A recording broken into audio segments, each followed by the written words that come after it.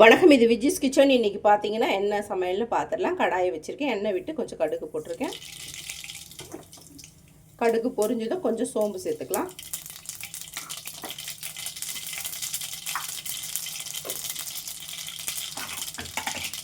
சோம்பு பொரிஞ்சதும் வெங்காயம், 2 பச்சை மிளகாய், கொஞ்சம் கருவேப்பிலை சேர்த்துக்கலாம். வெங்காயம் பொரிஞ்சதும் சிறு பருப்பு ஒரு அரை டம்ளர் எடுத்து வச்சுருக்கேன், அதை சேர்த்துக்கலாம். பருப்பு நல்லா வறுபடணும். ரொம்ப நேரம் ஊற வைக்கக்கூடாது, சும்மா ஒரு 10 நிமிஷம் ஊறினா போதும்.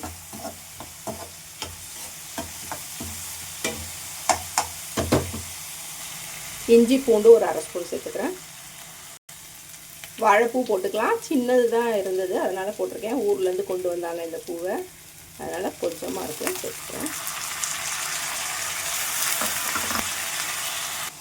ரெட் சில்லி பவுடர் ஒரு அரை ஸ்பூன் சேர்த்துக்கிறேன். அதுலேயே மஞ்சத்தூள் ஒரு அரை ஸ்பூன் சேர்த்துக்கலாம். கூடவே தேவையான அளவு உப்பு சேர்த்து சிம்மில் வச்சு மூடிடலாம். ஒரு அரை டம்ளர் தண்ணி சேர்த்து கொஞ்சம் நேரம் வேக விடுறேன்.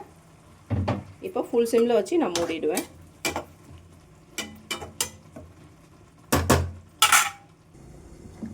ரசம் வைக்க போகிறேன். எப்போவுமே ரசத்துக்கு கருவேப்பிலை, கொத்தமல்லி, தக்காளி, புளி இது எல்லாத்தையும் சேர்த்து மிக்ஸ் பண்ணி நல்லா கரைச்சிக்கோங்க, அப்போ நல்லா டேஸ்ட்டாக இருக்கும் ரசம். இறக்கிறதுக்கு முன்னாடி கொஞ்சம் தேங்காய் தூவி நல்லா 2 தடவை மிக்ஸ் பண்ணி இறக்கிக்கலாம். ரொம்ப நேரம் ஆக தேவையில்ல. தேங்காவை போட்டு ஒரு 2 நிமிஷம் இல்லை 3 நிமிஷம் தான், ஆஃப் பண்ணிடணும். வாழைப்பூ பொரியல் ரெடி. இன்றைக்கி என்ன சமையல்னு பார்த்துடலாம். ஒயிட் ரைஸ் வச்சுருக்கேன். இது நேற்று வச்ச காரக்குழம்பு. பீன்ஸு, கத்திரிக்காய், உருளைக்கிழங்கு, முருங்கைக்காய், மாங்காய், வெள்ளைக்காராமணி போட்டு வச்ச குழம்பு. இது நேற்றுக்கு வச்சது. இது தேங்காய் பால் ரசம்.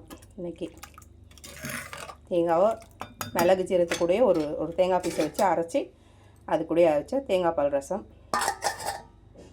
அடுத்து பார்த்திங்கன்னா வாழைப்பூ பொரியல், அப்பளம், கொஞ்சம் மோர் மிளகாவும் வறுத்து வச்சுருக்கேன். அது கூட முருங்கைக்கீரை பொரியல். இன்றைக்கி இவ்வளோதான் சமையல். பிடிச்சிருந்தால் லைக் பண்ணி, ஷேர் பண்ணி, கமெண்ட் பண்ணுங்கள். மறக்காமல் சேனலை சப்ஸ்கிரைப் பண்ணுங்கள். வணக்கம்.